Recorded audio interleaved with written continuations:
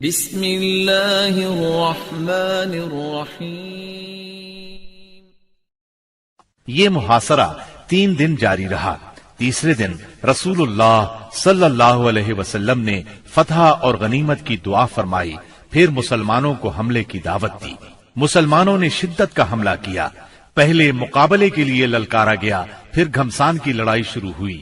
یہ لڑائی یہود کی شکست پر ختم ہوئی اور مسلمانوں نے سورج ڈوبنے سے پہلے قلعہ فتح کر لیا۔ غنیمت میں بہت سا غلہ ہاتھ آیا۔ اس قلعے میں سب سے زیادہ خوراک اور چربی تھی۔ اس طرح یہ مسلمانوں کے لیے سب سے کارآمد قلعہ ثابت ہوا۔ مسلمان اس سے پہلے سخت بھوک کا شکار تھے، چنانچہ بہت سے لوگوں نے گدھے ذبح کر دیے، لیکن اللہ کے رسول صلی اللہ علیہ وسلم نے ان کو کھانے سے منع فرما دیا۔ چنانچہ آپ کا حکم پا کر چولہوں پر چڑھی ہوئی ہانڈیاں الٹ دی گئیں۔ یہود نے یہاں سے بھاگ کر قلعہ زبیر میں پناہ لی اور وہاں قلعہ بند ہو گئے۔ یہ نطات کا تیسرا اور آخری قلعہ تھا۔ مسلمانوں نے آگے بڑھ کر اس کا بھی محاصرہ کر لیا۔ چوتھے دن ایک یہودی نے آ کر پانی کی بعض نالیوں کی نشاندہی کر دی۔ ان سے یہود پانی پیا کرتے تھے، چنانچہ مسلمانوں نے یہ نالیاں کاٹ دی۔ اس پر یہود نے باہر نکل کر سخت لڑائی کی، لیکن شکست کھا کر شک کی طرف پسپا ہو گئے اور حصن ابی میں قلعہ بند ہو گئے۔ مسلمانوں نے ان کا تعاقب کیا اور وہاں بھی ان کا محاصرہ کر لیا، چنانچہ وہ نہایت سخت لڑائی کے لیے تیار ہو کر نکلے۔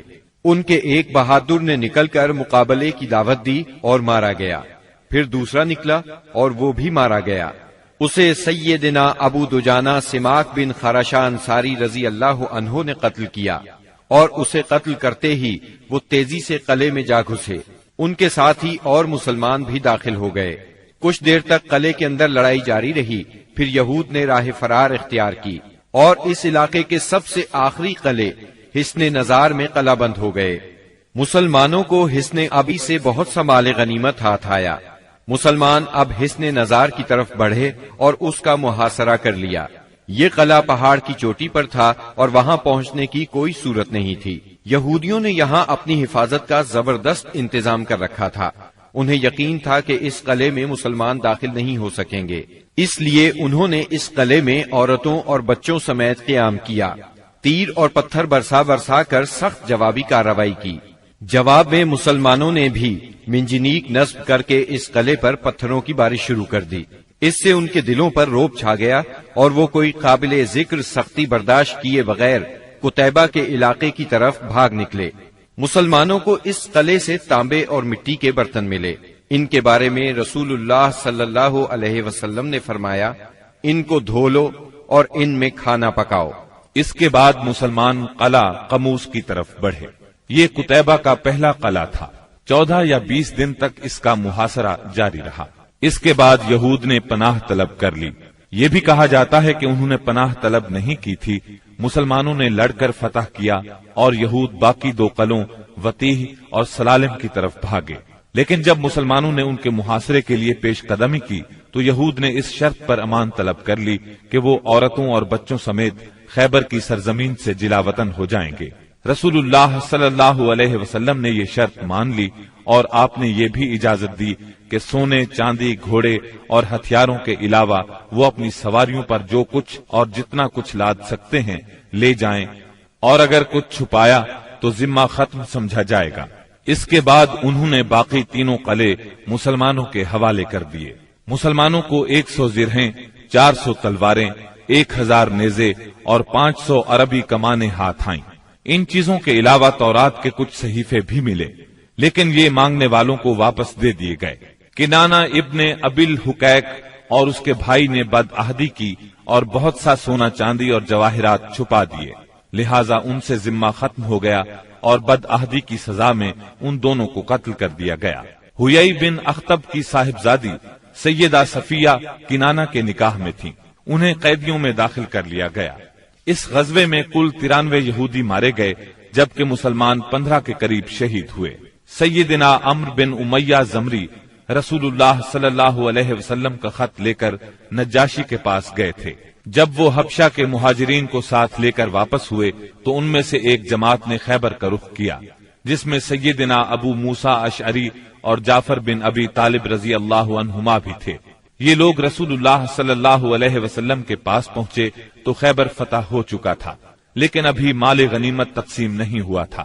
نبی کریم صلی اللہ علیہ وسلم نے سیدنا جعفر رضی اللہ عنہ کو بوسہ دیا اور فرمایا، اللہ کی قسم میں نہیں جانتا کہ مجھے کس بات کی زیادہ خوشی ہے، خیبر کی فتح کی یا جعفر کی آمد کی۔ پھر جب مال تقسیم فرمایا تو انہیں بھی مال غنیمت میں سے حصہ دیا۔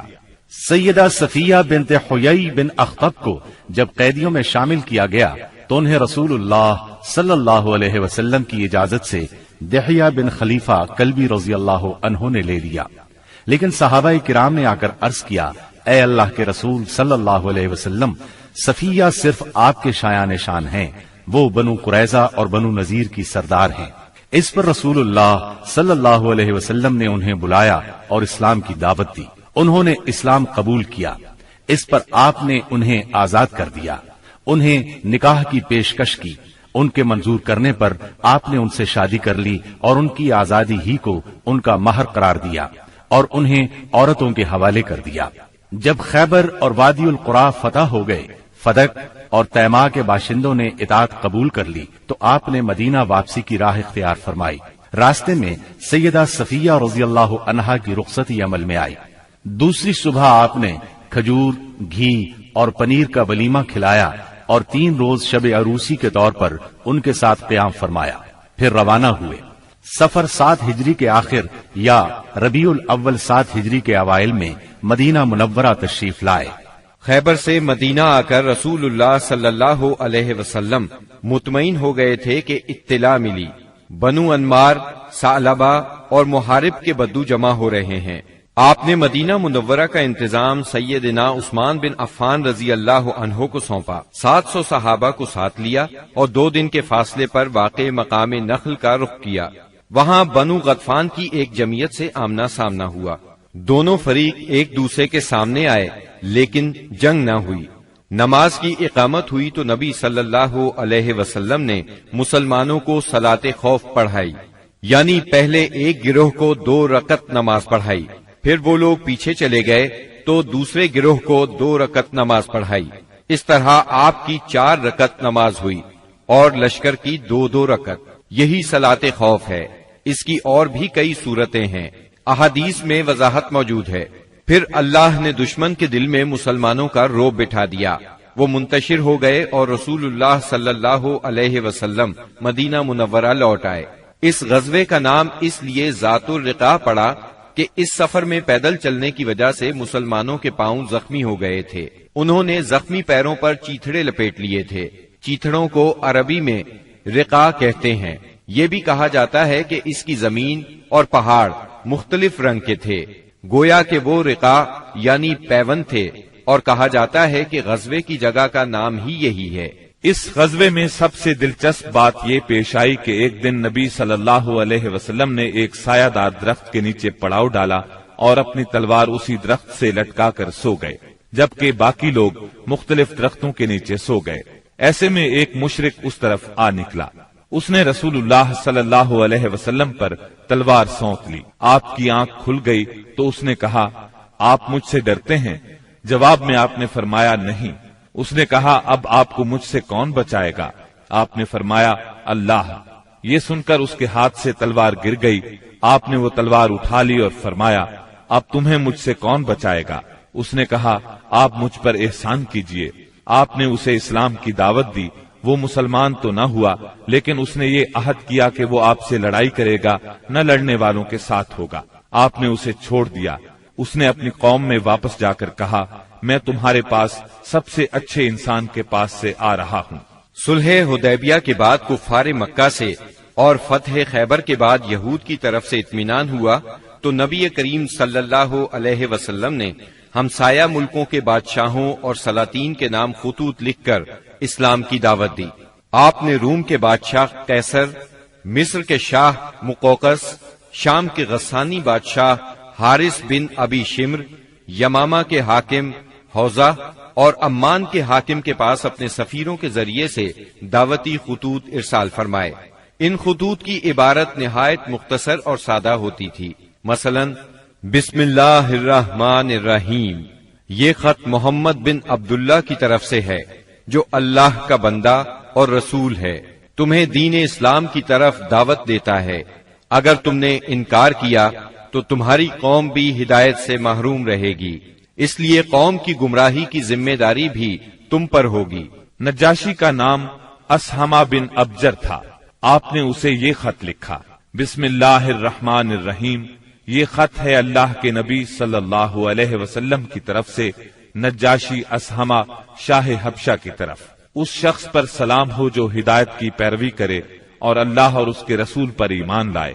میں شہادت دیتا ہوں کہ اللہ وحدہ لا شریک کے سوا کوئی عبادت کے لائق نہیں. اس نے کسی کو اپنی بیوی بنایا نہ لڑکا، اور میں اس کی بھی شہادت دیتا ہوں کہ محمد اس کا بندہ اور رسول ہے. اور میں تمہیں اسلام کی دعوت دیتا ہوں کیونکہ میں اس کا رسول ہوں، لہذا اسلام لے آؤ، سلامت رہو گے. اے اہل کتاب، ایک ایسی بات کی طرف آؤ جو ہمارے اور تمہارے درمیان برابر ہے، وہ یہ کہ ہم اللہ کے سوا کسی اور کی عبادت نہ کریں، اس کے ساتھ کسی کو شریک نہ ٹھہرائیں، اور ہم میں سے بعض کو اللہ کے سوا رب نہ بنائے.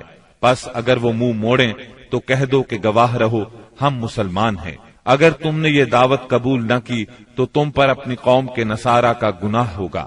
یہ خط آپ نے سیدنا عمرو بن امیہ زمری رضی اللہ عنہ کے ہاتھ 6 ہجری کے اخیر یا 7 ہجری کے شروع میں روانہ کیا. نجاشی کو جب یہ خط ملا تو اس نے آنکھوں سے لگایا، تخت سے اتر آیا اور سیدنا جعفر رضی اللہ عنہ کے ہاتھ پر اسلام قبول کر لیا. نبی صلی اللہ علیہ وسلم کو اپنی بیعت کے متعلق خط لکھا اور ام المؤمنین ام حبیبہ بنت ابی سفیان رضی اللہ عنہا کی شادی نبی صلی اللہ علیہ وسلم سے کر دی اور انہیں اپنی طرف سے 400 دینار مہر دیا. پھر انہیں اور مہاجرین حبشہ کو عمرو بن امیہ زمری کے ساتھ 2 کشتیوں میں روانہ کیا. وہ انہیں لے کر اس وقت پہنچے جب خیبر فتح ہو چکا تھا اور آپ ابھی وہیں تھے. اس نجاشی نے رجب 9 ہجری میں وفات پائی. نبی صلی اللہ علیہ وسلم نے اسی روز ان کی وفات کی اطلاع صحابہ کرام رضی اللہ عنہم کو دی اور ان کی غائبانہ نماز جنازہ پڑھی. مقوقس شاہ اسکندریہ اور مصر کے نام آپ نے جو خط لکھا اس کے الفاظ یہ ہیں: بسم اللہ الرحمن الرحیم، اللہ کے بندے اور اس کے رسول محمد صلی اللہ علیہ وسلم کی طرف سے مقوقس سربراہ قبط کی جانب، اس پر سلام جو ہدایت کی پیروی کرے. اما بعد، میں تمہیں اسلام کی دعوت دیتا ہوں، اسلام لے آؤ، سلامت رہو گے. اسلام لے آؤ، اللہ تمہیں دوہرا اجر دے گا. لیکن اگر تم نے منہ موڑا تو تم پر اہل قبط کا بھی گناہ ہوگا. اور اے اہل کتاب، ایسی بات کی طرف آؤ جو ہمارے اور تمہارے درمیان برابر ہے، وہ یہ کہ ہم اللہ کے سوا کسی کی عبادت نہ کریں اور اس کے ساتھ کسی کو شریک نہ ٹھہرائیں، اور ہم میں سے بعض کو اللہ کے سوا رب نہ بنائے. پس اگر وہ منہ موڑیں تو کہہ دو تم گواہ رہو کہ ہم مسلمان ہیں. یہ خط آپ نے حاتب بن ابی بلتع رضی اللہ عنہ کے ہاتھ بھیجا. انہوں نے مقوقس سے گفتگو کی، اسے خط دیا. مقوقس نے ان کی عزت افزائی کی اور خط کو ہاتھی دانت کے ڈبے میں رکھ کر اس پر مہر لگائی اور اسے محفوظ کر لیا.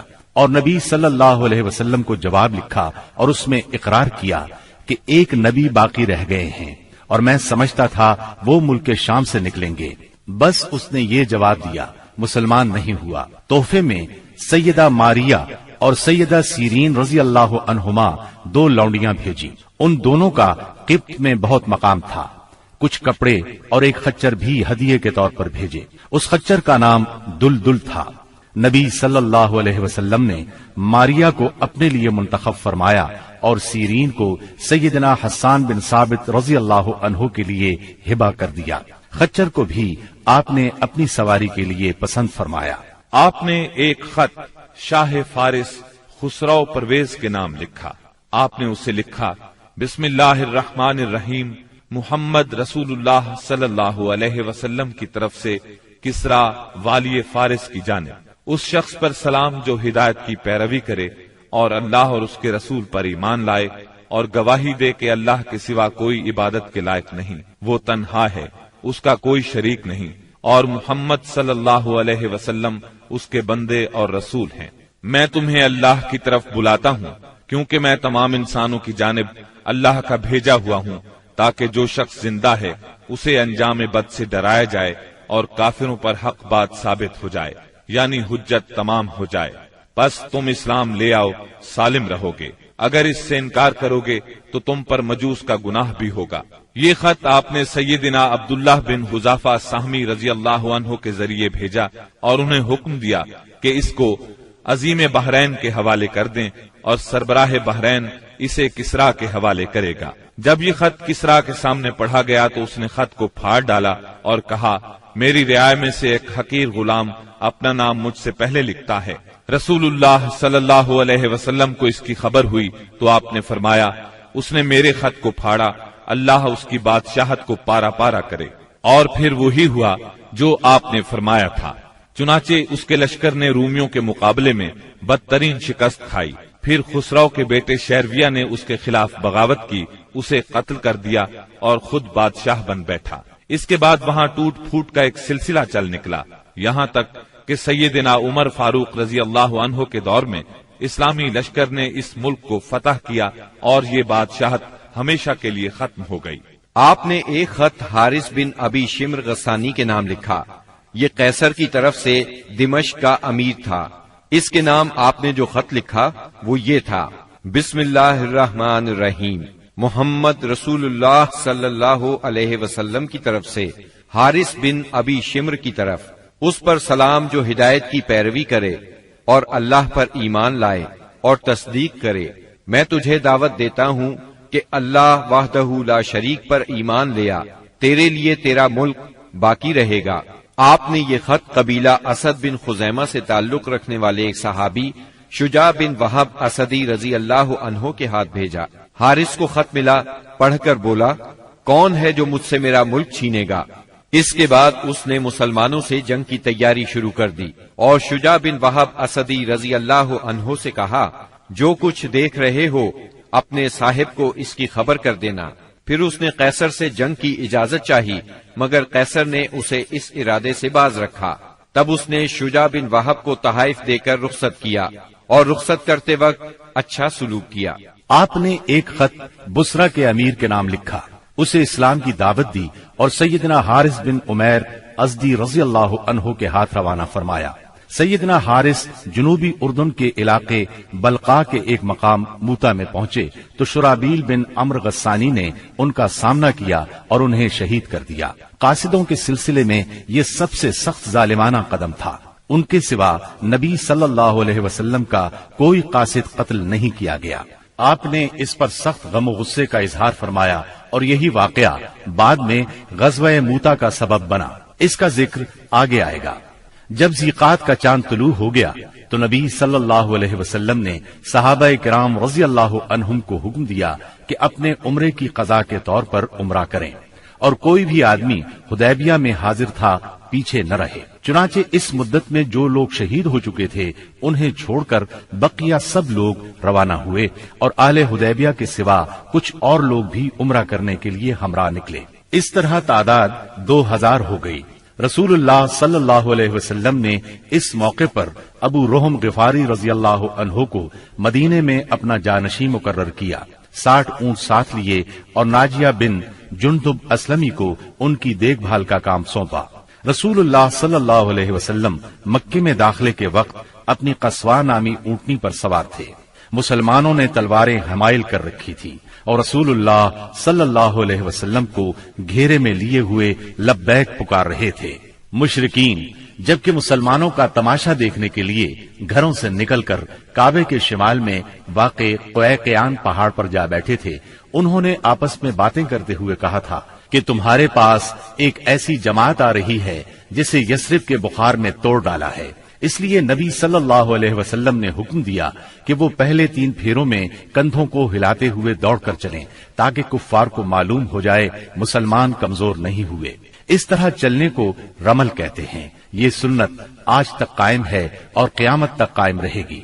اہل مکہ نے اگرچہ معاہدے کی روح سے عمرے کی اجازت دے دی تھی، لیکن تھے وہ بہت طیش میں۔ روسائے قریش نے تو شہر کو خالی ہی کر دیا تھا اور کعبے کے شمال میں واقع پہاڑ قیقیان پر چلے گئے تھے۔ رسول اللہ صلی اللہ علیہ وسلم کو دیکھنے کے لیے مشرکین نے لائن لگا رکھی تھی۔ آپ مسلسل لبیک پکار رہے تھے، یہاں تک کہ آپ نے چھڑی سے حجر اسود کو چھوا، پھر آپ نے طواف کیا اور صحابہ کرام نے بھی طواف کیا۔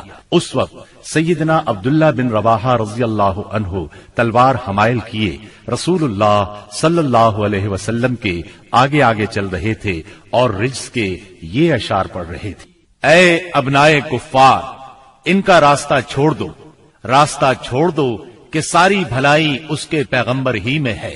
آج ہم اس کی تعویل پر تمہیں ماریں گے جیسے اس کی تنزیل پر تمہیں مار چکے ہیں، اور مار بھی ایسی ماریں گے کہ کھوپڑی اپنی جگہ سے چھٹک جائے گی اور دوست کو دوست سے بے خبر کر دے گی۔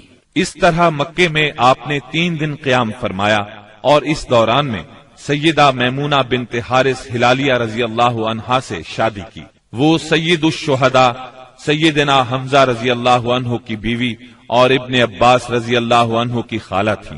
انہیں جب شادی کا پیغام ملا تو انہوں نے اپنا معاملہ سیدنا عباس رضی اللہ عنہ کو سونپ دیا، کیونکہ سیدہ میمونہ کی بہن سیدہ ام الفضل انہی کی زوجیت میں تھی۔ سیدنا عباس نے نبی صلی اللہ علیہ وسلم سے ان کی شادی کر دی۔ 3 دن گزرنے کے بعد قریش نے پیغام بھیجا کہ معاہدے کی شرط پوری ہو چکی ہے، اب مسلمانوں کو چاہیے کہ مکہ سے چلے جائیں۔ آپ نے یہ پیغام ملتے ہی روانگی کا حکم صادر فرما دیا اور وعدے کے مطابق شہر خالی کر دیا۔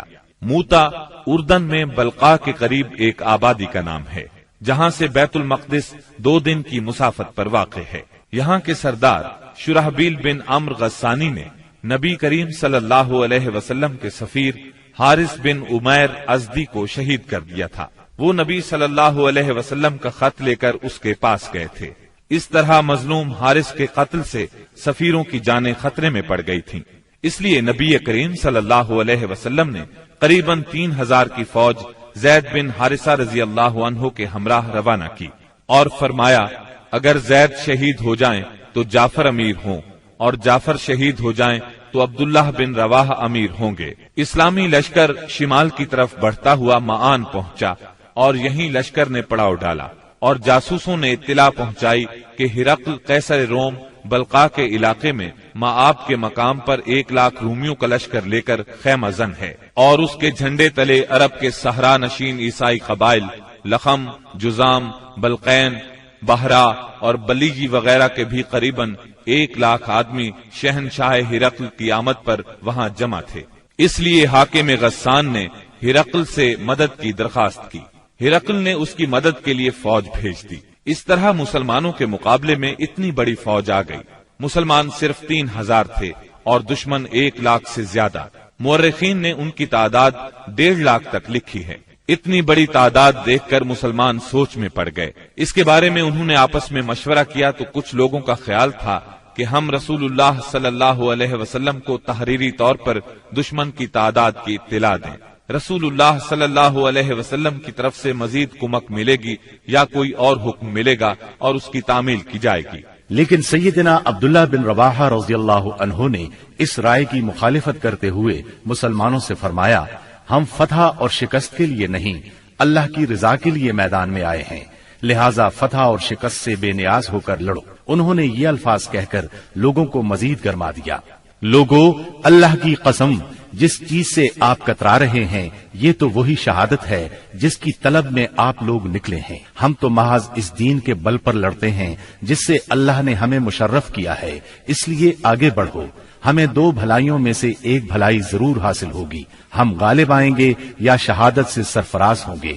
آخرکار سیدنا عبداللہ بن رواحہ رضی اللہ عنہ کی پیش کی ہوئی بات پر عمل کیا گیا اور اس طرح جنگ شروع ہو گئی۔ رسول اللہ صلی اللہ علیہ وسلم کے پروردہ سیدنا زید بن حارثہ رضی اللہ عنہ فوج کے سپاہ سالار تھے۔ سیدنا زید بن حارثہ نہایت جواں مردی سے لڑتے اور دشمنوں کو مارتے کاٹتے آخر شہید ہو گئے۔ ان کی شہادت کے بعد سیدنا جعفر طیار رضی اللہ عنہ نے جھنڈا اپنے ہاتھوں میں لیا۔ یہ نبی صلی اللہ علیہ وسلم کے چچا زاد سیدنا علی رضی اللہ عنہ کے سگے بھائی تھے۔ 33 سال کی عمر تھی، نہایت جواں مردی سے لڑے، جسم پر 90 سے زیادہ زخم کھا کر شہادت کا جام نوش کیا۔ ان کے بعد سیدنا عبداللہ بن رواحہ رضی اللہ عنہ نے علم ہاتھ میں لیا اور جنگ شروع کی، آخر شہید ہو گئے۔ پھر خالد بن ولید رضی اللہ عنہ نے فوج کی کمان سنبھالی اور 1.5 دن کی شدید ترین جنگ کے بعد اپنے سے 40 گنا فوج کو بھاگنے پر مجبور کر دیا۔ اس جنگ میں 9 تلواریں سیدنا خالد کے ہاتھ سے ٹوٹی۔ ادھر نبی صلی اللہ علیہ وسلم نے صحابہ کرام کو مدینے میں اسی دن 3 سالاروں کی شہادت کی خبر دی اور بتلایا کہ اب کمان خالد بن ولید کے ہاتھ میں آ گئی ہے، اور اسی جنگ کے بعد سیدنا خالد بن ولید کو سیف اللہ کا خطاب عطا ہوا۔ صلح حدیبیہ کو منعقد ہوئے 2.25 سال گزر چکے تھے اور ہجرت کا 8واں سال ختم ہونے کو تھا کہ کفار مکہ نے عہد شکنی کی۔ ہوا یہ کہ قبیلہ بنو بکر نے، جو کفار کا معاون اور حلیف تھا، قبیلہ بنو خزاعہ پر حملہ کر دیا۔ یہ قبیلہ مسلمانوں کا حلیف تھا۔ اس کے نتیجے میں بنو خزاعہ کو شدید جانی و مالی نقصان پہنچا۔ ان بیچاروں نے امان بھی مانگی، بھاگ کر خانہ کعبہ میں پناہ بھی لی، مگر انہیں ہر جگہ بے دریغ قتل کیا گیا۔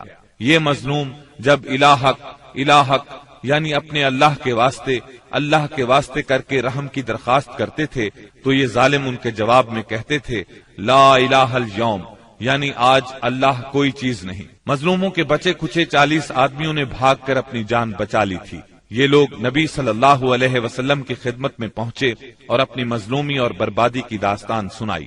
عمر بن سالم خزائی نے پردرد نظم میں تمام واقعات سنائے۔ اس نظم کے چند اشعار کا ترجمہ یہ ہے: قریش نے آپ سے وعدہ خلافی کی، انہوں نے اس مضبوط معاہدے کو جو آپ سے کیا تھا توڑ ڈالا، ہمیں خشک گھاس کی طرح پامال کر دیا۔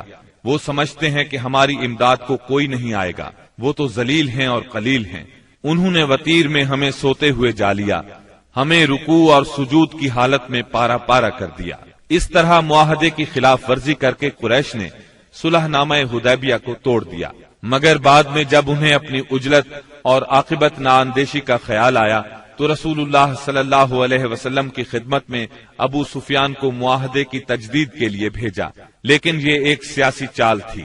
رسول اللہ صلی اللہ علیہ وسلم نے انہیں کوئی جواب نہ دیا۔ ان حالات میں اس کے سوا کوئی چارہ نہ تھا کہ کفار کی سازشوں کے اس مرکز کو ہمیشہ کے لیے بند کر دیا جائے، تاکہ کفار کو مسلمانوں کی طاقت کا صحیح اندازہ ہو جائے اور وہ سازش کرنے کی جرأت نہ کر سکیں، نہ فساد اور لڑائی پر آمادہ ہوں۔ چنانچہ رسول اللہ صلی اللہ علیہ وسلم 10,000 صحابہ کرام کے ساتھ ہجرت کے 8ویں سال رمضان المبارک میں مکے کی طرف روانہ ہوئے۔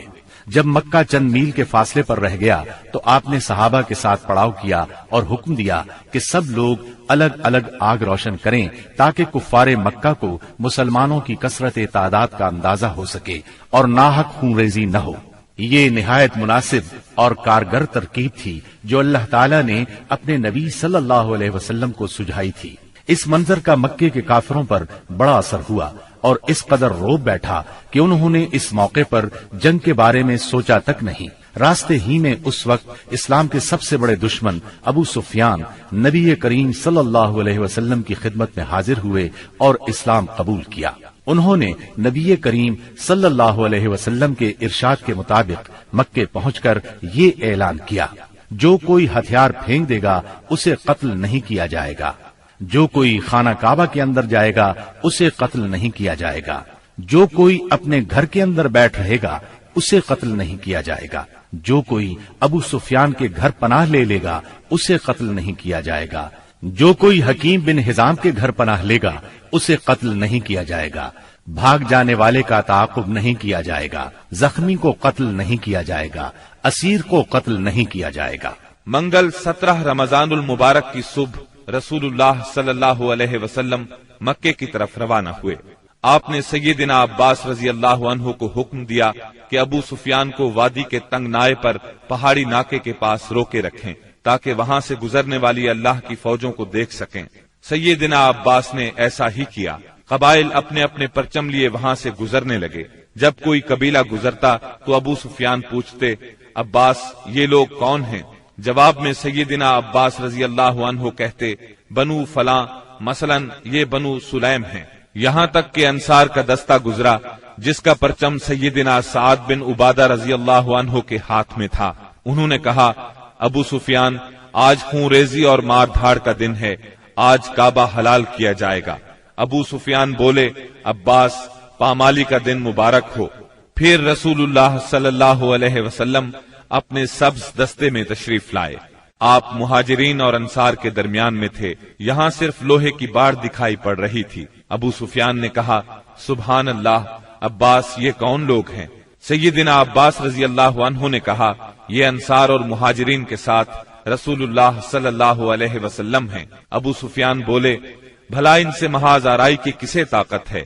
تمہارے بھتیجے کی بادشاہت تو بہت زبردست ہو گئی ہے۔ سیدنا عباس رضی اللہ عنہ نے کہا، یہ بادشاہت نہیں، نبوت ہے۔ ابو سفیان بولے، آپ ٹھیک کہتے ہیں۔ پھر انہوں نے رسول اللہ صلی اللہ علیہ وسلم کو سیدنا سعد رضی اللہ عنہ کی بات بتائی۔ آپ نے فرمایا، سعد نے غلط کہا، آج کعبے کی تعظیم کا دن ہے، آج کعبے کو غلاف پہنایا جائے گا۔ پھر آپ نے پرچم سیدنا سعد رضی اللہ عنہ کے ہاتھ سے لے کر ان کے صاحبزادے قیس کے حوالے کر دیا۔ جب رسول اللہ صلی اللہ علیہ وسلم ذی طوا پہنچے تو میسرہ کے سالار سیدنا خالد بن ولید رضی اللہ عنہ کو حکم دیا کہ وہ قدا کے راستے مکہ میں زیریں حصے سے داخل ہوں اور کوئی آڑے آئے تو اسے کاٹ کر رکھ دیں، یہاں تک کہ صفا پر آپ سے آ ملیں۔ نبی صلی اللہ علیہ وسلم نے میمنہ کے قائد اور علمبردار سیدنا زبیر کو حکم دیا کہ وہ قدا کے راستے بالائی حصے میں داخل ہوں اور حجون میں آپ کا پرچم گاڑ دیں،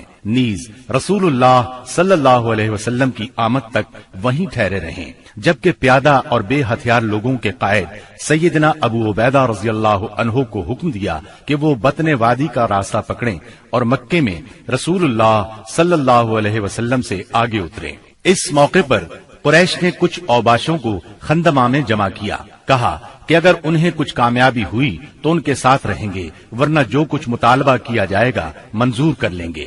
جب خالد بن ولید رضی اللہ عنہ ان کے پاس سے گزرے تو ایک معمولی سی جھڑپ میں ان کے 12 آدمیوں کو کاٹ ڈالا اور باقی بھاگ کھڑے ہوئے۔ اس کے بعد سیدنا خالد بن ولید رضی اللہ عنہ مکے کے گلی کوچوں کو رونتے ہوئے کوہ صفا پر رسول اللہ صلی اللہ علیہ وسلم سے جا ملے۔ البتہ ان کے دستے کے 2 آدمی بھٹک کر لشکر سے بچھڑ گئے اور شہید کر دیے گئے۔ ادھر سیدنا زبیر رضی اللہ عنہ نے حجون میں مسجد فتح کے پاس جھنڈا گاڑا اور ایک خیمہ نصب کیا، اس میں ام سلمہ اور سیدہ میمونہ رضی اللہ عنہما نے قیام کیا اور وہیں ٹھہری رہیں، یہاں تک کہ رسول اللہ صلی اللہ علیہ وسلم تشریف لے آئے۔ تھوڑی دیر آرام فرمایا، پھر آگے بڑھے۔ اس وقت ابو بکر صدیق رضی اللہ عنہ آپ کے ساتھ تھے اور باتیں کر رہے تھے۔ پھر آپ سورہ فتح کی تلاوت کرتے ہوئے مہاجرین اور انصار کے جلو میں مسجد حرام کے اندر داخل ہوئے، حجر اسود کو چوما، بیت اللہ کا طواف کیا۔ آپ حالت احرام میں نہیں تھے، اس وقت بیت اللہ کے گرد 360 بت تھے۔ آپ صلی اللہ علیہ وسلم ایک لکڑی سے ان بتوں کو کچوکے لگاتے جا رہے تھے اور فرماتے جاتے تھے، حق آ گیا اور باطل چلا گیا، یقیناً باطل جانے ہی والا ہے۔ حق آ گیا اور باطل کی چلت پھرت ختم ہو گئی۔ آپ بتوں کو ہلکی سی ضرب لگاتے جا رہے تھے اور بت گرتے جا رہے تھے۔ جب آپ طواف سے فارغ ہو گئے تو سیدنا عثمان بن طلحہ رضی اللہ عنہ کو بلا کر ان سے کعبے کی چابی لی اور اس کو کھولنے کا حکم دیا۔ پھر اس میں جو بت تھے انہیں نکلوا کر توڑوا دیا، جو تصاویر تھیں انہیں مٹوا دیا۔ اس کے بعد آپ سیدنا اسامہ بن زید اور سیدنا بلال رضی اللہ عنہم کے ساتھ اندر داخل ہوئے اور دروازہ بند کر لیا۔ پھر دروازے کے مقابل کی دیوار کے رخ سے 3 ہاتھ کے فاصلے پر کھڑے ہوئے اپنے بائیں 1 ستون، دائیں 2 ستون اور پیچھے 3 ستون کیے اور 2 رکعت نماز پڑھی۔ پھر بیت اللہ میں گھوم کر اس کے اطراف میں اللہ کی تکبیر اور توحید کے الفاظ کہے۔ اس کے بعد آپ نے دروازہ کھولا۔ قریش مسجد حرام میں صفیں لگاتے کھچا کھچ بھرے تھے۔ آپ نے دروازے کے دونوں بازو پکڑ کر ایک بلیغ خطبہ دیا جس میں اسلام کے بہت سے احکام بیان فرمائے، جاہلیت کے امور کو ساقط کیا اور اس کی نخوت کے خاتمے کا اعلان کیا۔ پھر فرمایا، قریش کے لوگوں، تمہارا کیا خیال ہے میں تمہارے ساتھ کیا سلوک کرنے والا ہوں؟ انہوں نے جواب دیا، آپ کریم بھائی ہیں اور کریم بھائی کے صاحبزادے ہیں۔ آپ نے ارشاد فرمایا، لا تثریب علیکم اليوم اذهبوا فأنتم الطلقاء، آج کے دن تم پر کوئی سرزنش نہیں، جاؤ تم سب آزاد ہو۔ پھر نیچے تشریف لائے اور مسجد حرام میں تشریف فرما ہوئے۔ چابی سیدنا عثمان بن طلحہ رضی اللہ عنہ کو واپس کی اور فرمایا، اس کو ہمیشہ ہمیشہ کے لیے لے لو، تم لوگوں سے اسے وہی چھینے گا جو ظالم ہوگا۔ نبوت کے ابتدائی دنوں میں ایک مرتبہ نبی اکرم صلی اللہ علیہ وسلم نے انہی عثمان سے فرمایا تھا کہ بیت اللہ کا دروازہ کھول دو، انہوں نے انکار کیا تھا۔ تب نبی کریم صلی اللہ علیہ وسلم نے فرمایا تھا، اچھا تم دیکھ لینا کہ ایک دن یہ چابی میرے ہاتھ میں ہوگی اور میں جسے چاہوں گا اسے عطا کروں گا۔ یہ سن کر عثمان بن طلحہ رضی اللہ عنہ نے جواب دیا تھا، کیا اس روز قریش کے سبھی مرد ذلیل اور تباہ ہو جائیں گے؟ اس بات کے جواب میں آپ نے فرمایا تھا، وہ اور بھی زیادہ عزت دار ہوں گے۔ اسی روز رسول اللہ صلی اللہ علیہ وسلم ام ہانی بنت ابی طالب کے گھر میں داخل ہوئے، وہاں غسل کیا اور ان کے گھر ہی میں 8 رکعت نماز پڑھی۔ ہر 2 رکعت پر سلام پھیرا۔ یہ چاشت کا وقت تھا، اس لیے کسی نے اسے چاشت کی نماز سمجھا اور کسی نے فتح کی نماز مراد لی۔ ام ہانی نے اپنے 2 دیوروں کو پناہ دے رکھی تھی۔ سیدنا علی رضی اللہ عنہ انہیں قتل کرنا چاہتے تھے۔ اس بارے میں جب ام ہانی رضی اللہ عنہا نے بات کی تو آپ نے فرمایا، جسے تم نے پناہ دے رکھی ہے اسے ہم نے پناہ دی۔ ظہر کی نماز کا وقت ہوا تو رسول اللہ صلی اللہ علیہ وسلم نے سیدنا بلال رضی اللہ عنہ کو حکم فرمایا، بلال کعبے کی چھت پر چڑھ کر اذان دو۔ چنانچہ انہوں نے کعبے کی چھت پر چڑھ کر اذان دی۔ یہ گویا اسلام کے غلبے کا اعلان تھا، اور جس قدر یہ مشرکین کو ناگوار تھا، مسلمانوں کے لیے اسی قدر خوشگوار تھا۔ والحمدللہ رب العالمین۔ جب مکے کی فتح مکمل ہو چکی تو انصار کو فکر لاحق ہوئی کہ کہیں رسول اللہ صلی اللہ علیہ وسلم یہیں نہ ٹھہر جائے، کیونکہ بہرحال یہ آپ کے خاندان اور آپ کے قبیلے کا شہر تھا۔ اس وقت رسول اللہ صلی اللہ علیہ وسلم صفا پر ہاتھ اٹھائے دعا فرما رہے تھے۔ دعا سے فارغ ہوئے تو فرمایا، اللہ کی پناہ، اب زندگی اور موت تمہارے ساتھ ہے۔ اس سے انصار مطمئن ہو گئے، ان کا خوف جاتا رہا اور وہ خوش ہو گئے۔ رسول اللہ صلی اللہ علیہ وسلم نے مکے میں 19 روز قیام فرمایا اور اس دوران آثار اسلام کی تجدید کی۔ مکے کو آثار جاہلیت سے پاک کیا، نئے سرے سے حرم کے ستون نصب کیے اور آپ کے منادی نے اعلان کیا، جو شخص اللہ اور آخرت کے دن پر ایمان رکھتا ہے وہ اپنے گھر میں کوئی بت نہ چھوڑے بلکہ اسے توڑ دے۔ 25 رمضان المبارک کو رسول اللہ صلی اللہ علیہ وسلم نے 30 سواروں کے ساتھ سیدنا خالد بن ولید رضی اللہ عنہ کو عزا اور اس کا بتخانہ ڈھانے کے لیے نخلا روانہ کیا۔ سیدنا خالد بن ولید نے جا کر اس کو ڈھا دیا۔ یہ مشرکین کا سب سے بڑا بت تھا۔ پھر آپ نے رمضان ہی میں سیدنا عمرو بن عاص رضی اللہ عنہ کو سوا نامی بت ڈھانے کے لیے روانہ کیا۔ یہ حذیل کا سب سے بڑا بت تھا۔ اس کا استھان مکے سے شمال مشرق میں 150 کلومیٹر کے فاصلے پر رہات نامی مقام پر تھا۔ سیدنا عمرو نے جا کر اس کو ڈھایا۔ اس کا مجاور بت کی بے بسی دیکھ کر مسلمان ہو گیا۔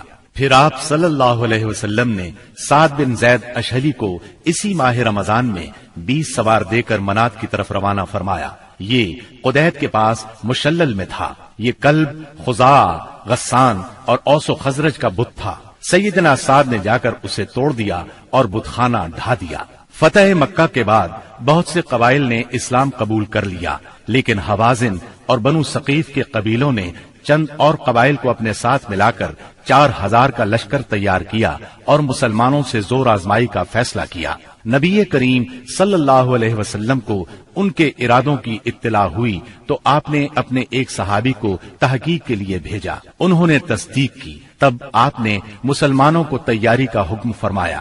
چنانچہ 10,000 مدنی اور 2,000 مکی فوج کا لشکر تیار ہو گیا۔ بعض لوگوں نے لشکر کی کثرت کے پیش نظر کہا، آج ہم مغلوب نہیں ہوں گے۔ یہ بات رسول اللہ صلی اللہ علیہ وسلم پر گراں گزری۔ شام ہوئی تو ایک سوار نے آ کر اطلاع دی کہ بنو حوازن عورتوں، بچوں اور اونٹ بکریوں سمیت نکلے ہیں۔ آپ یہ سن کر مسکرائے اور فرمایا، یہ کل انشاءاللہ مسلمانوں کا مال غنیمت ہوگا۔ 10 شوال 8 ہجری کی رات رسول اللہ صلی اللہ علیہ وسلم حنین پہنچے۔ وادی حنین مکہ معظمہ سے 30 میل دور واقع ہے۔ آپ نے وادی میں داخل ہونے سے پہلے سحر کے وقت لشکر کو ترتیب دیا۔ مہاجرین کا پرچم علی بن ابی طالب کو دیا، اوس کا پرچم اسید بن حذیر رضی اللہ عنہ کو، اور خزرج کا پرچم حباب بن منذر کو، اور کچھ دوسرے پرچم دوسرے قبائل کو دیے۔ 2 زرہیں پہنی، سر اور چہرے پر خود رکھا۔ اس کے بعد ہراول دستے نے وادی میں اترنا شروع کیا۔ اسے چھپے ہوئے دشمن کی موجودگی کا علم نہیں تھا۔ ابھی وہ اتر ہی رہا تھا کہ اچانک دشمن نے ٹڈی دل کی طرح تیروں کی بارش کر دی۔ پھر دشمن مسلمانوں پر ٹوٹ پڑا۔ اس اچانک حملے سے ہراول دستے میں انتشار پھیل گیا۔ اس میں موجود مسلمانوں کے پاؤں اکھڑ گئے۔ جو لوگ پیچھے تھے وہ بھی انہی کے ساتھ ہو لیے۔ جہاں تک رسول اللہ صلی اللہ علیہ وسلم کا تعلق ہے تو نہ صرف یہ کہ آپ چند انصار اور مہاجرین کے ساتھ اپنی جگہ پر ثابت قدم رہے، بلکہ آپ دشمن کی طرف بڑھنے کے لیے اپنے خچر کو ایڑ لگاتے اور فرماتے جا رہے تھے، انا النبی لا کذب انا ابن عبد المطلب، میں نبی ہوں، جھوٹا نہیں، میں عبد المطلب کا فرزند ہوں۔ سیدنا عباس رضی اللہ عنہ نے آپ کے حکم پر مہاجرین اور انصار کو آواز دی۔ یہ آواز سنتے ہی ہر طرف سے مسلمان رسول اللہ صلی اللہ علیہ وسلم کے گرد جمع ہونے لگے، اور اللہ نے اپنے رسول اور مسلمانوں پر سکینت طاری کر دی اور ان دیکھا لشکر اتارا۔ چنانچہ مسلمانوں نے پلٹ کر حملہ کر دیا اور دھواں دار جنگ شروع ہو گئی۔ ایسے میں اللہ کے رسول صلی اللہ علیہ وسلم نے فرمایا، اب چولہا گرم ہو گیا ہے۔ پھر آپ نے ایک مٹھی میں مٹی لے کر ان کے چہروں پر ماری اور فرمایا، شاہت الوجوہ، چہرے بگڑ جائیں۔ اس مٹی سے ان کی آنکھیں بھر گئیں۔ اس کے بعد ان کی دھار کند اور ان کا کام پچھڑتا چلا گیا، یہاں تک کہ وہ پراگندہ ہو کر بھاگ نکلے، اور مسلمانوں نے مارتے کاٹتے ان کا پیچھا کیا۔ چنانچہ عورتوں اور بچوں کو پکڑ لیا اور بہت سے فوجیوں کو گرفتار کر لیا۔ اس دن سیدنا خالد بن ولید رضی اللہ عنہ کو بھی بہت زخم آئے۔ ادھر رسول اللہ صلی اللہ علیہ وسلم کے ساتھ اللہ کی عنایت دیکھ کر بہت سے مشرکین مسلمان ہو گئے۔ مشرکین بھاگے تو 3 گروہوں میں تقسیم ہو گئے۔ سب سے بڑا گروہ طائف کی طرف بھاگا، دوسرے گروہ نے نخلا کا رخ کیا، اور تیسرے گروہ نے اوتاس میں مورچہ بندی کی۔ آپ نے اوتاس میں ابو موسیٰ اشعری رضی اللہ عنہ کے چچا ابو عامر اشعری رضی اللہ عنہ کو صحابہ کی ایک جماعت کے ساتھ بھیجا۔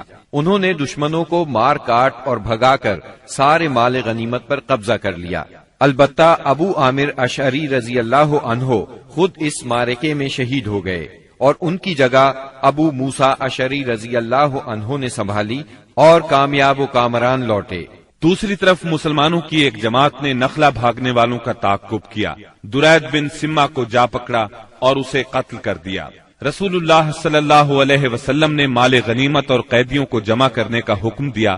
اس کی کل تعداد یہ تھی، اونٹ قریباً 24,000، بکریاں 40,000 سے زیادہ، چاندی 4,000 اوقیہ یعنی 1,60,000 درہم، عورتیں اور بچے 6,000۔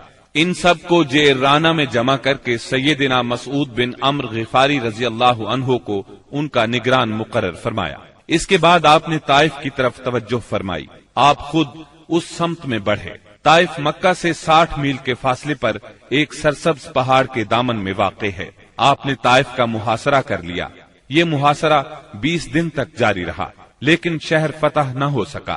محاصرہ چھوڑ کر آپ جعرانہ کے مقام پر تشریف لائے۔ یہاں مال غنیمت ذخیرہ کیا گیا تھا۔ رسول اللہ صلی اللہ علیہ وسلم طائف سے جعرانہ واپس آ کر 10 دن سے زیادہ ٹھہرے رہے۔ مال غنیمت تقسیم نہ فرمایا۔ آپ کو انتظار تھا کہ حوازن توبہ کر کے آ جائیں اور اپنے مال اور قیدی واپس لے جائیں، لیکن جب وہ نہ آئے تو آپ نے مال غنیمت میں سے خمس یعنی 5واں حصہ نکالا اور تالیف قلب کے لیے کمزور اسلام والوں کو عطا فرمایا۔ کچھ ایسے لوگوں کو بھی دیا جو ابھی تک مسلمان نہیں ہوئے تھے، تاکہ ان کی نظروں میں اسلام محبوب ہو جائے۔ انصار کو رسول اللہ صلی اللہ علیہ وسلم کے اس فعل پر حیرت ہوئی کہ آپ نے تالیف قلوب کی خاطر اندازے سے بڑھ کر عطیے دیے اور انصار کو کچھ نہ دیا۔ چنانچہ بعض انصار نے کہا، یہ کیسی تعجب کی بات ہے کہ آپ قریش کو دے رہے ہیں اور ہمیں چھوڑ رہے ہیں، حالانکہ ہماری تلواروں سے ان کا خون ٹپک رہا ہے۔ یہ بات انصار کے رئیس سیدنا سعد بن عبادہ رضی اللہ عنہ نے آپ تک پہنچائی۔ آپ نے صرف انصار کو جمع فرمایا، اللہ کی حمد و ثنا کی، پھر اللہ نے آپ پر جو احسان کیا تھا اس کا ذکر کیا۔ اس کے بعد فرمایا، انصار کے لوگوں، تم اپنے جی میں دنیا کی ایک حقیر سی گھاس کے لیے ناراض ہو گئے۔ اس کے ذریعے سے میں نے لوگوں کا دل جوڑا تھا تاکہ وہ مسلمان ہو جائیں، اور تمہیں تمہارے اسلام کے حوالے کر دیا تھا۔ اے انصار، کیا تم اس سے راضی نہیں کہ لوگ اونٹ بکریاں لے جائیں اور تم رسول اللہ صلی اللہ علیہ وسلم کو لے کر اپنے ڈیروں پر جاؤ؟ اس ذات کی قسم جس کے ہاتھ میں محمد کی جان ہے، اگر ہجرت نہ ہوتی تو میں بھی انصار کا ایک فرد ہوتا، اور اگر سارے لوگ ایک راہ چلیں اور انصار دوسری راہ تو میں بھی انصار ہی کی راہ چلوں گا۔ اے اللہ، انصار پر رحم فرما، انصار کے بیٹوں پر رحم فرما اور انصار کے پوتوں پر رحم فرما۔ اس پر لوگ اس قدر روئے کہ داڑھیاں تر ہو گئیں اور کہنے لگے، ہم راضی ہیں کہ ہمارے حصے اور نصیب میں رسول اللہ صلی اللہ علیہ وسلم ہوں۔ اس کے بعد رسول اللہ صلی اللہ علیہ وسلم واپس آ گئے اور انصار بھی واپس ہو گئے۔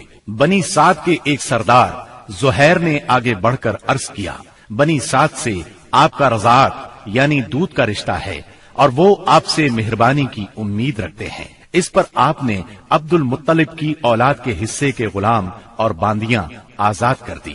جب مسلمانوں کو اس کا علم ہوا تو انہوں نے بھی ایسا ہی کیا۔ اس طرح 6000 قیدیوں کو رہائی مل گئی۔ مال غنیمت کی تقسیم سے فارغ ہو کر رسول اللہ صلی اللہ علیہ وسلم نے عمرے کا احرام باندھا۔ یہی عمرہ جعرانہ ہے۔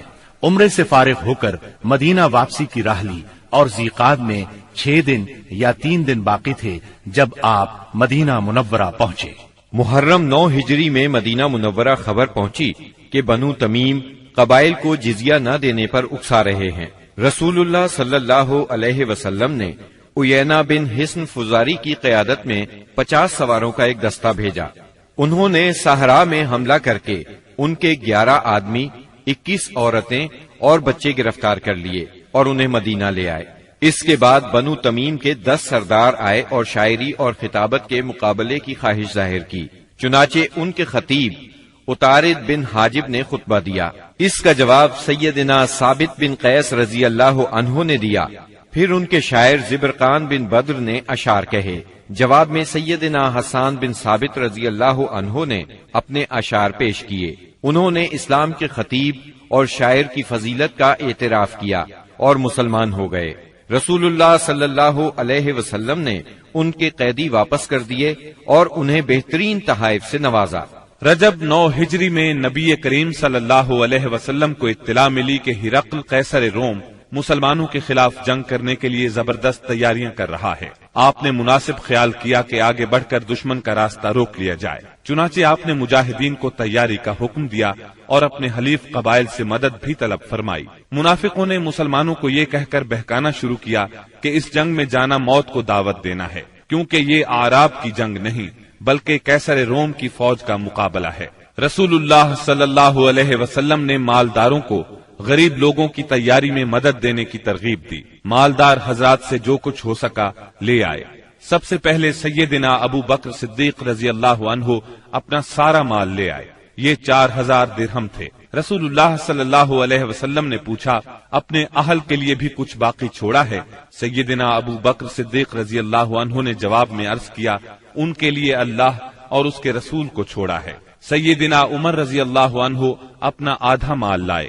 سیدنا عثمان بن عفان رضی اللہ عنہ کے متعلق کہا جاتا ہے کہ انہوں نے 10,000 دینار، پالان اور کجاوے سمیت 300 اونٹ اور 50 گھوڑے دیے۔ اس پر نبی کریم صلی اللہ علیہ وسلم نے ان کے بارے میں فرمایا، آج کے بعد عثمان جو بھی کریں انہیں نقصان نہیں ہوگا۔ اس کے بعد عثمان رضی اللہ عنہ نے پھر صدقہ کیا، پھر اور صدقہ کیا، یہاں تک کہ ان کے صدقے کی مقدار نقدی کے علاوہ 900 اونٹ اور 100 گھوڑے تک جا پہنچی۔ سیدنا عبد الرحمن بن عوف رضی اللہ عنہ 200 اوقیہ یعنی 8000 درہم کے برابر چاندی لائے۔ سیدنا عباس رضی اللہ عنہ بہت سا مال لائے۔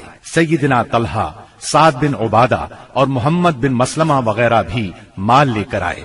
سیدنا عاصم بن عدی رضی اللہ عنہ 90 وسق یعنی 13,500 کلو کھجوریں لائے۔ باقی صحابہ نے بھی اپنی اپنی بساط کے مطابق بڑھ چڑھ کر صدقات کی لائن لگا دی، یہاں تک کہ عورتوں نے بھی اپنے زیورات اتار اتار کر آپ کی خدمت میں بھیج دیے۔ تنگ دست صحابہ کرام آپ صلی اللہ علیہ وسلم سے سواری طلب کرنے کے لیے آئے۔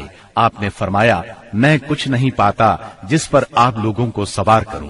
وہ اس حالت میں واپس لوٹے کہ ان کی آنکھیں آنسو بہا رہی تھیں، اس لیے کہ وہ کچھ خرچ کرنے کو بھی نہ پا سکے۔ چنانچہ ان حضرات کو سیدنا عباس اور سیدنا عثمان رضی اللہ عنہما نے تیار کیا۔ نبی کریم صلی اللہ علیہ وسلم نے مدینہ منورہ کا انتظام محمد بن مسلمہ کو سونپا۔ بال بچوں پر سیدنا علی رضی اللہ عنہ کو مقرر فرمایا، خود لشکر لے کر تبوک کی طرف روانہ ہوئے۔ تبوک شام کی سرحد پر واقع ہے۔ نبی کریم صلی اللہ علیہ وسلم نے سب سے بڑا علم سیدنا ابو بکر صدیق رضی اللہ عنہ کے سپرد کیا اور پھر ہر قبیلے کا جھنڈا اس کے سردار کے حوالے کیا۔ غرض اسلام کا یہ لشکر 14 دن میں تبوک پہنچ گیا۔ جب قیصر روم ہرقل کو مسلمانوں کے جوش، جذبے اور تیاری کی اطلاع ملی تو اس نے جنگ کا ارادہ ترک کر دیا۔ آپ نے 20 روز وہاں قیام فرمایا۔ اسی مقام پر قیصر روم کے ماتحت حکام نے آپ سے امان طلب کر کے جزیہ دینا قبول کیا۔ اس کے بعد لشکر اسلام جنگ کے بغیر اپنا مقصد حاصل کر کے واپس لوٹ آیا۔ منافقین نے مسلمانوں میں پھوٹ ڈالنے کے لیے مسجد قباء کے مقابلے میں مسجد زرار تعمیر کی تھی۔ جب نبی صلی اللہ علیہ وسلم غزوہ تبوک کے لیے جانے لگے تو منافقین نے اس مسجد میں نماز پڑھنے کی خواہش کی۔ آپ نے انہیں جواب دیا کہ واپسی پر پڑھاؤں گا۔ واپسی کی خبر پا کر یہ لوگ آگے بڑھے تاکہ رسول اللہ صلی اللہ علیہ وسلم مسجد زرار میں نماز ادا فرمائیں۔ اس وقت اللہ تعالیٰ نے وحی نازل فرمائی اور اپنے رسول کو مسجد زرار کی حقیقت سے آگاہ فرمایا۔ یہ ذکر سورہ توبہ کی آیات 107 اور 108 میں آیا ہے۔ وحی آنے پر رسول اللہ صلی اللہ علیہ وسلم نے منافقین کی تعمیر کردہ مسجد کو گروا دیا، اس کا تمام سامان جلوا دیا۔ 9 ہجری میں چند واقعات تاریخی نوعیت کے پیش آئے۔ تبوک سے واپسی کے بعد اویمر اجلانی اور ان کی بیوی کے درمیان لعان ہوا۔ غامدیہ نامی ایک عورت آپ کی خدمت میں حاضر ہوئی، اس نے بدکاری کا اقرار کیا۔ آپ نے اسے رجم کرنے کا حکم فرمایا، لیکن وہ بچے کی ماں بننے والی تھی، لہٰذا بچے کی پیدائش کے بعد رجم کیا گیا۔ اسہمہ نجاشی شاہ حبشہ نے وفات پائی اور رسول اللہ صلی اللہ علیہ وسلم نے ان کی غائبانہ نماز جنازہ ادا فرمائی۔ نبی صلی اللہ علیہ وسلم کی صاحبزادی ام کلثوم رضی اللہ عنہا کی وفات ہوئی۔ ان کی وفات پر آپ کو سخت غم ہوا اور آپ نے سیدنا عثمان رضی اللہ عنہ سے فرمایا، اگر میرے ہاں تیسری بیٹی ہوتی تو اس کی شادی بھی میں تم سے کر دیتا۔ تبوک سے رسول اللہ صلی اللہ علیہ وسلم کی واپسی کے بعد منافقین کے سردار عبداللہ بن ابی نے وفات پائی۔ رسول اللہ صلی اللہ علیہ وسلم نے اس کے لیے دعائے مغفرت کی۔ سیدنا عمر رضی اللہ عنہ نے آپ سے عرض کیا، آپ اس کی نماز جنازہ نہ پڑھیں، لیکن آپ نے نماز پڑھی۔ بعد میں وحی نازل ہوئی، اس میں سیدنا عمر رضی اللہ عنہ کی رائے کی تائید نازل ہوئی۔ رسول اللہ صلی اللہ علیہ وسلم اور مسلمانوں کو منافقین کی نماز جنازہ پڑھنے سے روک دیا گیا۔ اس سال کے دوران میں حج فرض ہوا۔ رسول اللہ صلی اللہ علیہ وسلم نے 300 صحابہ کرام کا ایک قافلہ حج کے لیے روانہ فرمایا۔ سیدنا ابو بکر صدیق رضی اللہ عنہ کو امیر حج مقرر کیا اور انہیں ہدایت کر دی کہ سب کو حج کا اسلامی طریقہ بتائیں۔ سیدنا ابو بکر صدیق رضی اللہ عنہ کی روانگی کے بعد سورہ برات یعنی سورہ توبہ کی ابتدائی آیات نازل ہوئیں، جس میں ان تمام مشرکین سے عہد توڑنے کا حکم تھا جنہوں نے اپنے عہد کی پاسداری نہیں کی تھی، اور ان کو اور ان لوگوں کو جن کا سرے سے کوئی عہد ہی نہیں تھا 4 مہینے کی مہلت دی گئی تھی کہ اس دوران میں جس طرح چاہیں زمین میں گھوم پھر لیں، تاکہ انہیں معلوم ہو جائے کہ وہ اللہ کو بے بس نہیں کر سکتے، اور یہ کہ اللہ کافروں کو رسوا کر کے رہے گا۔ البتہ جو مشرکین اپنے عہد پر قائم تھے اسے توڑا نہیں تھا اور مسلمانوں کے خلاف کسی کی مدد نہیں کی تھی، ان کا عہد پورا کرنے کا حکم دیا گیا۔ آپ نے سیدنا علی رضی اللہ عنہ کو یہ آیات دے کر ناقہ پر سوار کیا اور روانہ فرمایا۔ انہوں نے حجاج کے قافلے کو راستے ہی میں جا لیا۔ سیدنا ابو بکر صدیق رضی اللہ عنہ نے امیر حج ہونے کی حیثیت سے ارکان حج ادا کیے، اور اس کے بعد سیدنا علی رضی اللہ عنہ نے سورہ برات کی ابتدائی آیات سنائی۔ اس کے بعد سیدنا ابو بکر صدیق رضی اللہ عنہ نے صحابہ کرام کی ایک جماعت بھیج کر یہ اعلان کر دیا کہ اس سال کے بعد کوئی مشرک حج نہیں کر سکتا اور نہ کوئی ننگا آدمی بیت اللہ کا طواف کر سکتا ہے۔ یہ اعلان گویا جزیرت العرب سے بت پرستی کے خاتمے کا اعلان تھا، یعنی اس سال کے بعد بت پرستی کے لیے آمد و رفت کی کوئی گنجائش نہیں۔ غیر مسلم قوموں کے لیے جزیے کی ادائیگی کی فرضیت اور سود کی ممانعت کا حکم نازل ہوا۔ رسول اللہ صلی اللہ علیہ وسلم جو ہی تبوک سے مدینے واپس آئے، وفود کی آمد کا سلسلہ شروع ہو گیا۔ یہ سلسلہ اگلے برس 10 ہجری تک جاری رہا۔ عرب کے قبیلوں اور خاندانوں نے اپنے اپنے نمائندے بھیجے اور بعض رؤسا، غلام، یتیم، غربا اور خواتین بذات خود مدینہ منورہ آئے تاکہ اسلام اور پیغمبر اسلام کے بارے میں پتہ لگائیں اور خود اپنی آنکھوں سے سب کچھ دیکھ لیں۔ جب یہ لوگ مدینہ آ کر قیام کرتے اور آپ کو دیکھتے تو بعض لوگ تو دیکھتے ہی پکار اٹھتے، اللہ کی قسم یہ چہرہ کسی جھوٹے نبی کا نہیں ہو سکتا۔ اس کے بعد اسلام قبول کر لیتے۔ جب جزیرہ عرب میں دعوت و تبلیغ مکمل ہو گئی اور اللہ نے اہل ایمان کی ایک ایسی جماعت پیدا فرما دی جو دعوت کی حفاظت کی ضامن اور اسے زمین کے کونے کونے تک پہنچانے کی کفیل تھی، تو اللہ تعالی نے چاہا کہ رسول اللہ صلی اللہ علیہ وسلم کو انتقال سے قبل ان کی جہد پیہم کا ثمرہ بھی دکھلا دے۔ چنانچہ آپ کو ذی الحج 10 ہجری میں بیت اللہ کے حج سے مشرف فرمایا۔ آپ نے حج کا ارادہ فرمایا تو لوگوں میں اس کا اعلان کر دیا۔ آپ کا ارادہ حج سن کر تمام عرب ساتھ جانے کے لیے ٹوٹ پڑا۔ ہفتے کے دن 26 ذیقعدہ کو آپ نے کوچ کی تیاری فرمائی، بالوں میں کنگھی کی، تیل لگایا، تہبند پہنا، چادر اوڑھی اور ظہر کی نماز کے بعد مدینے سے چل پڑے اور عصر سے پہلے ذوالحلیفہ پہنچ گئے۔ وہاں پہنچ کر 2 رکعت نماز عصر پڑھی اور رات بھر خیمہ زن رہے۔ صبح ہوئی تو صحابہ کرام سے فرمایا، رات میرے پروردگار کی طرف سے ایک آنے والا آیا، اس نے کہا اس مبارک وادی میں نماز پڑھو اور کہو حج میں عمرہ ہے۔ اس کے بعد آپ صلی اللہ علیہ وسلم نے اپنا سفر جاری رکھا۔ ہفتہ بھر بعد مکے کے قریب پہنچے تو ذی طوا میں رات گزاری اور وہیں نماز فجر پڑھ کر غسل فرمایا، پھر مسجد حرام میں داخل ہوئے۔ یہ اتوار 4 ذی الحج کی صبح تھی۔ وہاں حجر اسود کو بوسہ دیا، بیت اللہ کا 7 مرتبہ طواف کیا۔ طواف کے بعد مقام ابراہیم پر نماز پڑھی اور دوبارہ حجر اسود کو بوسہ دیا۔ پھر کوہ صفا پر آئے، صفا اور مروہ کے درمیان سعی کی۔ اس کے بعد اعلان فرمایا، جس شخص کے ساتھ قربانی کا جانور نہ ہو وہ احرام کھول دے۔ 8 ذی الحج ترویہ کے دن آپ مکہ سے مینا تشریف لے گئے اور وہاں 9 ذی الحج کی صبح تک قیام فرمایا۔ ظہر، عصر، مغرب، عشاء اور فجر کی نمازیں وہیں پڑھیں، پھر اتنی دیر ٹھہرے کہ سورج طلوع ہو گیا۔ اس کے بعد عرفہ کو چل پڑے۔ وہاں پہنچے تو وادی نمرہ میں قبہ تیار تھا، اسی میں اترے۔ جب سورج ڈھل گیا تو آپ کے حکم سے آپ کی اونٹنی قصوا پر کجاوا کسا گیا اور آپ بطن وادی میں تشریف لے گئے۔ اس وقت آپ کے گرد 1,24,000 یا 1,44,000 انسانوں کا سمندر ٹھاٹھیں مار رہا تھا۔ آپ نے ان کے درمیان ایک جامع خطبہ ارشاد فرمایا۔ جو لوگ خطبے کے جملوں کو سن رہے تھے وہ دوسروں تک پہنچا رہے تھے اور سنانے کے لیے بلند آواز سے دہرا رہے تھے۔ آپ صلی اللہ علیہ وسلم نے ارشاد فرمایا، جو لوگ یہاں موجود نہیں ہیں ان کو سننے والے یہ پیغام پہنچا دیں۔ نبی کریم صلی اللہ علیہ وسلم نے اپنے اس خطبے میں ارشاد فرمایا، لوگو میری باتوں کو غور سے سنو، کیونکہ میں نہیں جانتا، شاید اس سال کے بعد اس مقام پر میں تم سے کبھی نہ مل سکوں۔ لوگو جیسا کہ یہ دن، یہ مہینہ اور یہ شہر مکہ حرمت والا ہے، اسی طرح ایک دوسرے کے جان و مال تم پر حرام ہے۔ سن لو، جاہلیت کی ہر چیز میرے پاؤں تلے رونپ دی گئی، جاہلیت کے خون بھی ختم کر دیے گئے، اور ہمارے خون میں سے پہلا خون ربیعہ بن حارث کے بیٹے کا خون ہے، میں اس کو ختم کر رہا ہوں۔ یہ بچہ بنو سعد میں دودھ پی رہا تھا کہ انہی ایام میں قبیلہ بنو حذیل نے اسے قتل کر دیا، اور جاہلیت کا سود ختم کر دیا گیا، اور ہمارے سود میں سے پہلا سود عباس بن عبد المطلب کا ہے، میں اس کو ختم کر رہا ہوں، اب یہ سارے کا سارا سود ختم ہے۔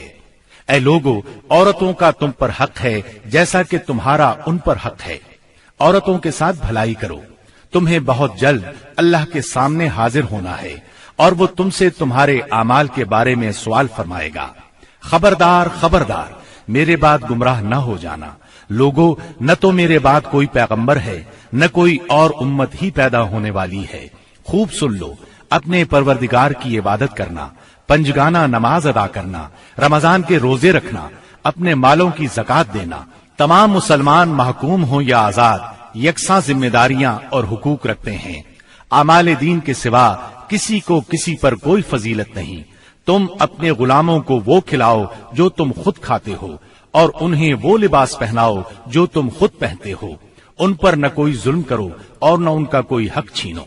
امانتیں ان کے مالکوں کے سپرد کرنا چاہیے، دوسروں پر ظلم نہ کرو تاکہ تم پر بھی ظلم نہ کیا جائے۔